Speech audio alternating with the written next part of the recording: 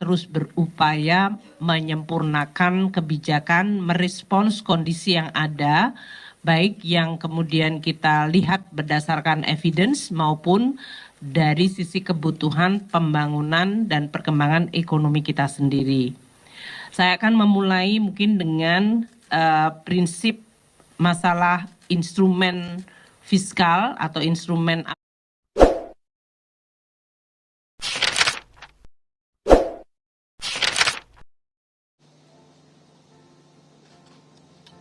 Terima kasih Pak Menko. Bismillahirrahmanirrahim. Assalamualaikum warahmatullahi wabarakatuh. Selamat pagi dan salam sejahtera untuk kita semua.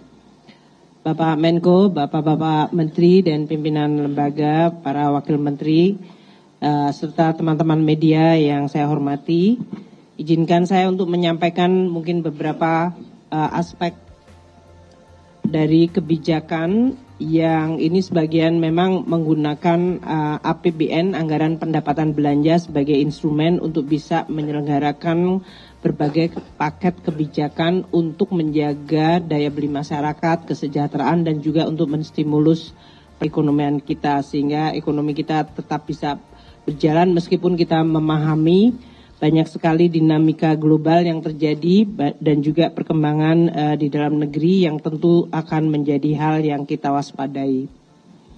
Yang kedua, saya juga ingin menyampaikan kepada seluruh media, masyarakat, pelaku usaha, para pengamat yang memberikan berbagai pandangan mengenai kebijakan, terutama terkait dengan kebijakan PPN 12% maupun APBN secara keseluruhan. Karena saya memahami bahwa instrumen APBN dan pajak sebagai salah satu pilar terpenting di dalam APBN ini adalah merupakan instrumen yang dimiliki oleh masyarakat keseluruhan.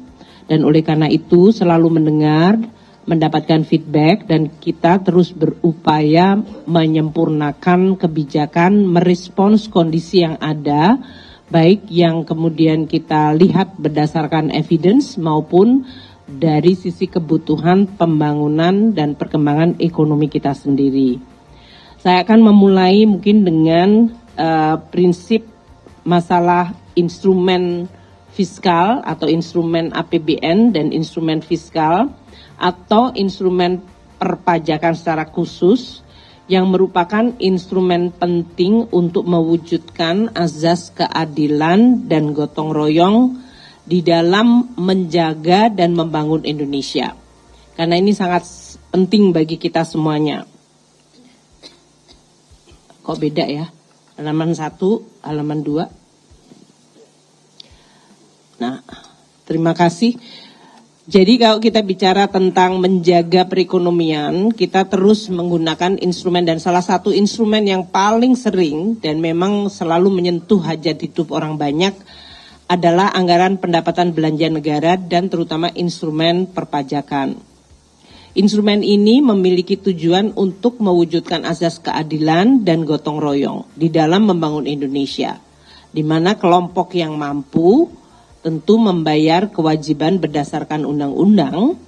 Jadi ini bukan merupakan kebijakan perseorangan, tapi ini selalu melalui proses undang-undang sesuai dengan undang-undang dasar kita. Setiap tindakan untuk memungut harus dilakukan berdasarkan undang-undang. Dan bagi kelompok masyarakat yang tidak mampu akan dilindungi atau bahkan diberikan bantuan. Disinilah prinsip negara hadir. Ini asas keadilan akan kita coba terus, tidak mungkin sempurna tapi kita coba mendekati untuk terus menyempurnakan dan memperbaiki. Oleh karena itu, meskipun tadi disampaikan oleh Pak Menko undang-undang mengenai HPP, mengenai PPN 12% itu diberlakukan, selama ini pemerintah dan DPR di dalam mendesain undang-undang juga memperhatikan atau terus memperhatikan keperpihakan kepada masyarakat tersebut. Makanya waktu undang-undang itu ditetapkan, barang dan jasa yang dibutuhkan oleh masyarakat banyak bahkan tidak dipungut PPN-nya atau PPN-nya dibebaskan. Jadi waktu 10% menjadi 11 dan 11 menjadi 12, barang-barang ini bahkan tidak membayar pajak atau PPN-nya dibebaskan. Ini adalah barang-barang yang menyangkut kebutuhan masyarakat banyak. Tadi telah disampaikan oleh Pak Menko, beras, daging, ikan, telur, sayur, susu segar, bahkan jasa pendidikan, jasa kesehatan, jasa transportasi, dan berbagai macam barang dan jasa seperti rumah sederhana, air minum. Total dari barang dan jasa tadi yang tidak membayar PPN, PPN-nya ditanggung pemerintah. Seharusnya mereka membayar PPN sesuai dengan barang dan jasa yang lain. Tapi karena pemerintah DPR dalam hal ini memberikan keberpihakan, mereka dibebaskan PPN-nya. Maka pemerintah yang membayar, biayanya mencapai diestimasi 265,6 triliun rupiah. Agar masyarakat terbebas dari PPN untuk barang-barang yang dibutuhkan tersebut. Nah, untuk barang-barang yang masih terkena PPN, namun kita juga dalam hal ini melihat sebagai barang yang dibutuhkan masyarakat oleh kami semua dari kementerian bersama Pak Menko memutuskan untuk barang-barang seperti tepung terigu, gula untuk industri, dan minyak kita, minyak curah, minyak goreng curah, itu PPN-nya tetap di 11%.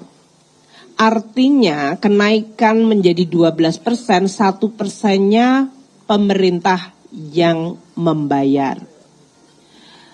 Dan tentu sesuai dengan masukan dari berbagai pihak termasuk DPR, agar azas gotong royong di mana PPN 12 dikenakan bagi barang yang dikategorikan mewah, maka kita juga akan menyisir untuk kelompok harga untuk barang-barang dan jasa yang merupakan barang jasa kategori premium tersebut.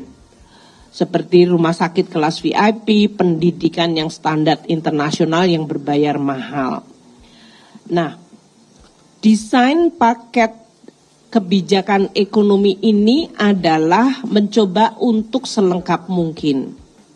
Baik dari sisi demand side, karena banyak yang menyampaikan permintaan menurun meskipun tadi Pak Menko menyampaikan indikator dari konsumsi masih cukup bertahan baik. Namun juga ada beberapa data yang menggambarkan mungkin tekanan ekonomi dirasakan dan oleh karena itu pemerintah merespons. Kami dalam hal ini untuk mendesain paket stimulus ini mempertimbangkan secara seimbang sisi permintaan terutama kelompok menengah ke bawah yang tetap dimaksimalkan untuk dilindungi perlindungannya dan bahkan bantuannya. Dan di sisi lain juga stimulus ini untuk mendukung agar sektor-sektor produktif yaitu di bawah Kementerian Perindustrian, Perumahan itu bisa meningkat kegiatannya karena ini penting untuk menjaga momentum pertumbuhan ekonomi, penciptaan kesempatan kerja, optimisme di dalam masyarakat. Maka paket stimulus ini dibuat sekomplit mungkin. Untuk rumah tangga ada bantuan pangan bagi kelompok yang paling membutuhkan. Nanti saya sebutkan untuk beberapa yang mendapatkan benefit. Ada PPN DTP untuk barang-barang yang dikonsumsi paling sering seperti tepung terigu, gula, terutama gula untuk masukan ke industri dan minyak goreng kita. Itu diproteksi PPN-nya tetap tidak mengalami kenaikan ke-12, 1%-nya ditanggung pemerintah.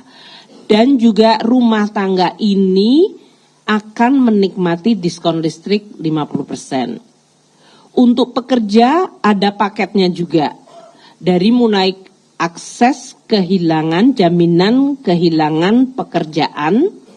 Dan nanti untuk industri padat karya, di mana lagi-lagi yang disasar adalah pekerjanya dan industrinya, Juga ada insentif PPh pasal 21 DTP untuk industri padat karya, pembiayaan industri padat karya, dan bantuan 50% untuk jaminan kecelakaan kerja untuk sektor padat karya. Ini adalah karena kita mendengar, melihat, membaca, dan melihat data untuk memberikan dukungan pada industri padat karya. Untuk UMKM juga diperpanjang masa berlaku PPh 0,5% final dan juga volume dari pendapatan sampai 500 juta tidak kena pajak. Untuk industri mobil dan hybrid, mobil listrik dan hybrid juga dilakukan insentif untuk kendaraan bermotor listrik berbasis baterai dan yang hybrid. Kemudian kita juga memberikan PPN DTP untuk sektor perumahan karena ini adalah sektor yang selain memenuhi kebutuhan masyarakat hajat hidup orang banyak, juga memiliki multiplier dan penciptaan kesempatan kerja yang besar. Nah, kami akan memulai dengan APBN sebagai instrumen yang akan terus kita jaga. Kami memahami pandangan dari berbagai masyarakat, namun APBN itu instrumen bernegara bersama untuk seluruh perekonomian dan untuk menjaga seluruh masyarakat dan perekonomian. Maka APBN harus terus dijaga sehat dan harus sustainable atau berkelanjutan. Banyak sudah contoh negara-negara apabila APBN-nya sendiri tidak sehat dan tidak sustainable, maka APBN bukan sumber solusi tapi dia menjadi sumber krisis. Maka kewajiban kami untuk menjaga APBN itu tetap terjaga sehat. Dengan 3 fungsi yang penting, yaitu fungsi alokasi, fungsi stabilisasi, dan distribusi. Bagaimana kita membuat perekonomian sehat melalui APBN, menjaga stabilitas apalagi sering terjadi guncangan-guncangan dari mulai COVID, geopolitik, kenaikan harga komoditas, bahkan waktu krisis ekonomi dan keuangan global tahun 2010. APBN adalah instrumen yang diandalkan untuk menjaga stabilitas. Dan fungsi distribusi untuk mewujudkan azas gotong royong dan keadilan. Yang mampu membantu dan membayar, yang tidak mampu dia dibantu dan dilindungi. APBN juga menjadi instrumen untuk berbagai fungsi ekonomi, sosial, dan bahkan menjaga lingkungan dan untuk memperbaiki inklusivitas. Dan APBN merupakan instrumen penting untuk menjaga pertumbuhan ekonomi yang berkelanjutan, menyelesaikan atau mengatasi masalah-masalah struktural seperti kemiskinan, pengangguran, dan kesenjangan. Konsumsi domestik kita juga masih tumbuh baik. Tadi telah disampaikan oleh Pak Menko, indeks kepercayaan konsumen masih tinggi dan dalam posisi yang stabil meningkat. Indeks penjualan retail juga tetap positif. Kami sangat hati-hati melihat bagaimana pengalaman kenaikan PPN 11% pada saat post-COVID. 2021 ke 2022, waktu itu Undang-Undang HPP diberlakukan tanggal 1 April 2022. PPN naik dari 10 ke 11. Kita lihat berbagai data, lesson learned adalah menggambarkan perekonomian kita tetap relatively stabil dan bahkan ada indikator perbaikan dari mulai jumlah peningkatan pekerja, jumlah pekerja formal. Ini tahun 2023 post kenaikan PPN 11%. Dengan berbagai stimulus yang sering kita gunakan, menggunakan APBN, menggunakan penerimaan pajak juga untuk menstimulus ekonomi lagi. Dan pada saat 2023 itu harga komoditas juga sudah mulai turun seperti yang kita rasakan sampai 2024 ini. kami melihat jumlah dari peningkatan pekerja, pekerja formal, dan juga setoran PPh 21, yaitu setoran dari pajak penghasilan dari gaji karyawan itu mengalami kenaikan double digit. Serta inflasi yang terus terjaga rendah. Tahun 2022, waktu itu kenaikan inflasi lebih karena dipicu harga minyak dan harga minyak goreng karena terjadinya perang di Ukraina. Itu pun kami menggunakan APBN untuk menstabilkan. Jadi poin kami adalah kami akan terus melihat data, mendengar masukan, dan memperbaiki kebijakan. Tadi telah disampaikan oleh Pak Menko, insentif meskipun kita menerapkan PPN 12% secara selektif, ya, secara selektif, karena banyak sekali barang jasa yang bahkan tidak bayar PPN, kami memberikan insentif perpajakan itu dalam magnitude yang sangat besar. Insentif perpajakan yang kita berikan setiap tahun sejak tahun 2020, yaitu bahkan sudah oleh BPK termasuk di dalam predikat advance untuk pembuatan laporan secara transparan insentif perpajakan kita. Untuk Global Tax Expenditure Transparency Index, GETI, Indonesia menempati ranking kedua paling transparan di dalam belanja perpajakannya. Belanja perpajakan ini adalah istilah terminologi untuk pajak yang tidak ditimpakan kepada pelaku usaha atau masyarakat, namun kemudian ditanggung oleh pemerintah. Makanya disebutnya adalah belanja perpajakan. Indonesia termasuk yang paling transparan dan nilainya cukup tinggi, yaitu mencapai 445,5 triliun rupiah atau 1,83% dari PDB kita. Nah, insentif PPN ini kita berikan sebagai berikut dengan nilainya. PPN yang dibebaskan untuk bahan makanan, artinya bahan makanan bahkan tidak membayar 10% atau naik waktu itu 11% atau akan naik ke 12%. Mereka PPN-nya 0% dan itu nilai PPN-nya adalah 77,1 triliun, itu pemerintah yang menanggung.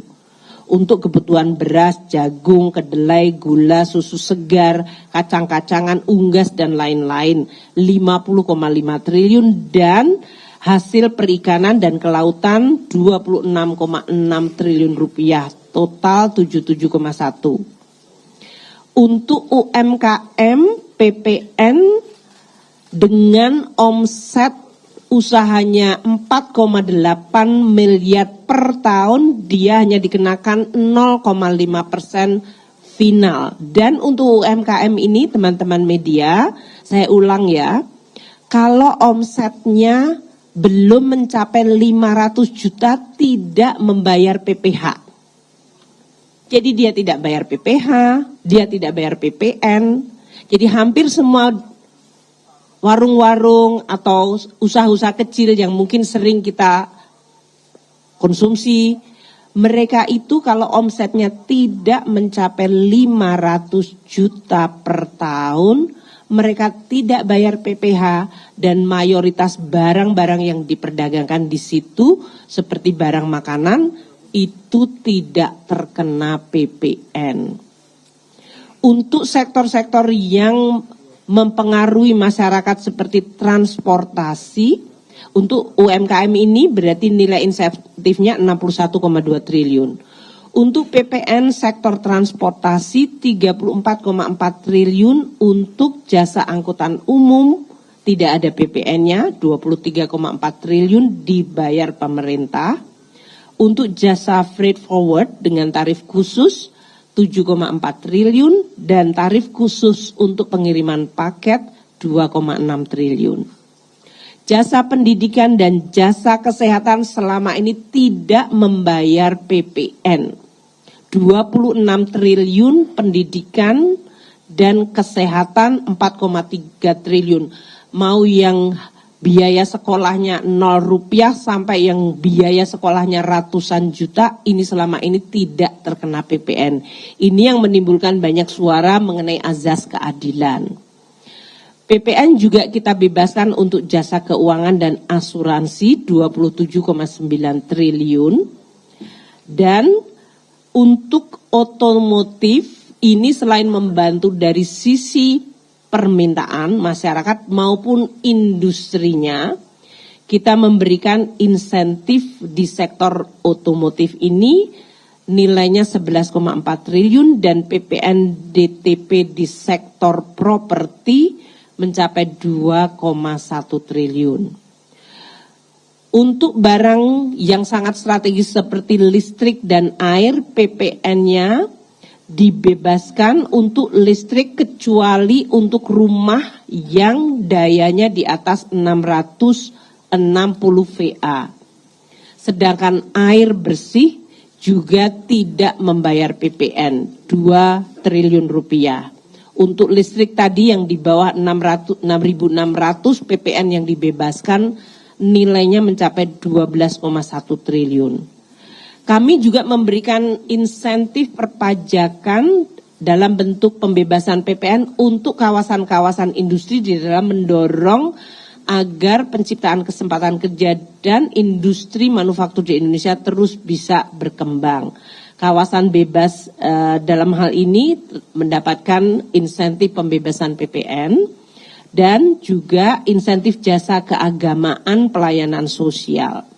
Jadi kalau kita lihat tahun depan 265,6 triliun untuk pembebasan PPN saja, itu kenaikannya cukup tajam dibandingkan 2 tahun terakhir atau bahkan 5 tahun terakhir.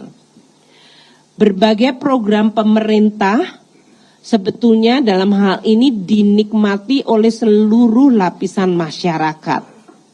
Bahkan kalau kita lihat di gambar ini adalah masyarakat dengan tingkat pendapatan 10% terbawah, 20 di atasnya, 30, 40 sampai yang 100, 10% tertinggi dalam hal ini. Kita lihat untuk yang biru tua, itu adalah fasilitas pembebasan PPN. Yang menikmati sebetulnya mayoritas adalah kelompok paling kaya, yaitu desil 910. Desil 10 yaitu paling tinggi menikmati 91,9 triliun rupiah pembebasan PPN. Diikuti oleh desil 9 41,1 triliun dan kita lihat baru kemudian kelompok yang paling rendah sebetulnya menikmati pembebasan PPN-nya menjadi lebih kecil. Ini artinya pembebasan PPN kita kemudian lebih berpihak kepada kelompok yang lebih mampu. Oleh karena itu kita juga perlu untuk sedikit memperbaiki agar dalam hal ini azas gotong royong dan keadilan tetap terjaga, yaitu kelompok yang masuk dalam golongan yang dikonsumsi oleh desil 10, yaitu desil paling kaya, desil 910, kita akan berlakukan pengenaan PPN-nya. Upamanya seperti daging sapi tapi yang premium, Wagyu, Kobe yang harganya bisa di atas 2,5 bahkan 3 juta per kilonya. Sementara daging yang dinikmati masyarakat secara umum berkisar antara 150 sampai 200 ribu per kilo, dia tidak dikenakan PPN. Demikian juga dengan kategori barang-barang yang memang dikategorikan sebagai mewah premium dan dikonsumsi terutama untuk kelompok yang paling mampu akan dikenakan PPN. Jasa pendidikan yang premium yang dalam hal ini pembayaran uang sekolahnya bisa mencapai ratusan juta, kesehatan yang premium, dan PPN untuk pelanggan listrik 3.500 hingga 6.600 VA dikenakan PPN. Saya ingin menyampaikan untuk paket ekonomi untuk bisa mendapatkan sekali lagi penekanan keberpihakan kita. Satu, untuk paket bagi masyarakat tidak mampu akan diberikan bantuan pangan 10 kg untuk 2 bulan bagi 16 juta penerima bantuan pangan. Ini biasanya mereka yang ada di dalam desil 1 hingga desil 3 atau 4. Itu yang tadi yang paling kiri. Mereka akan mendapatkan bantuan beras 10 kilo per bulan untuk 2 bulan. Untuk konsumsi, karena barang yang banyak digunakan masyarakat terigu, gula industri minyak kita, kenaikan 12%-nya menjadi 12%. 1%-nya tetap ditanggung pemerintah sehingga mereka tidak mengalami kenaikan PPN 11% sekarang ini. Dan kita juga memberikan untuk rumah tangga diskon listrik 50% selama 2 bulan Januari Februari untuk yang berlangganan daya 2.200 watt ke bawah. Ini mencakup 81,4 juta rumah tangga sendiri atau pelanggan. 97% pelanggan di PLN masuk kategori ini dan mereka mendapatkan diskon tarif listriknya 50% lebih murah selama 2 bulan. Untuk pekerja tadi dilakukan perbaikan dan kemudahan akses jaminan kehilangan pekerjaan JKP. JKP ini total pesertanya di dalam BPJS Tenaga Kerja adalah 13,6 juta. Dana kelolaannya 14,4 triliun rupiah. Ini akan dibuatkan kemudahan sehingga mereka yang kehilangan pekerjaan diharapkan akan bisa mengakses mendapatkan bantuan JKP. Pemerintah melalui APBN juga sudah memasukkan uang untuk membantu di dalam JKP ini. Nanti akan disampaikan oleh Pak Menaker dan di sini juga ada Dirut BPJS. Untuk jaminan kecelakaan kerja di mana 66 triliun dana yang dikelola oleh BPJS ini juga akan diberikan diskon untuk JKK ini bagi pekerja, yaitu 3,76 pekerja dari 110.000 perusahaan yang merupakan industri padat karya. Tadi UMKM sudah saya sampaikan, UMKM yang omsetnya di bawah 500 juta tidak membayar PPH dan sebagian besar PPN yang diperdagangkan mereka juga tidak terkena PPN. Sedangkan kalau omsetnya bisa di atas 500 juta mencapai 4,8 miliar per tahun, bayar PPH-nya hanya 0,5% dari omset mereka.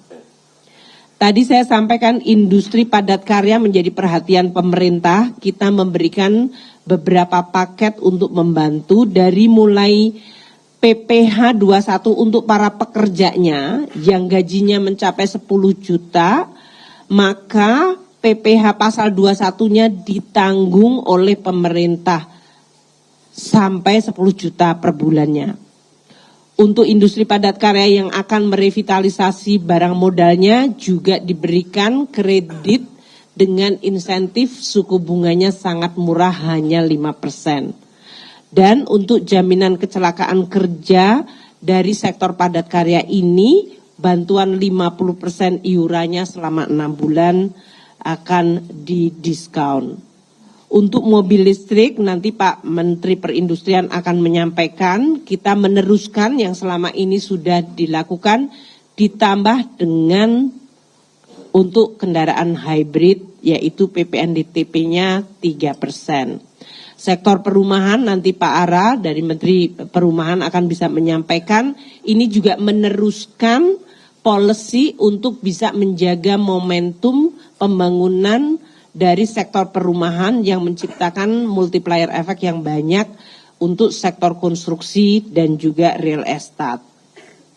Demikian Pak Menko yang kami bisa sampaikan, semoga masyarakat memahami bahwa ini adalah sebuah paket lengkap, komprehensif dengan terus melihat data, mendengar semua masukan dan mencoba memberikan keseimbangan dan menjalankan tugas kita untuk menggunakan APBN dan perpajakan sebagai instrumen menjaga ekonomi, mewujudkan keadilan dan gotong royong. Terima kasih Pak Menko, saya kembalikan.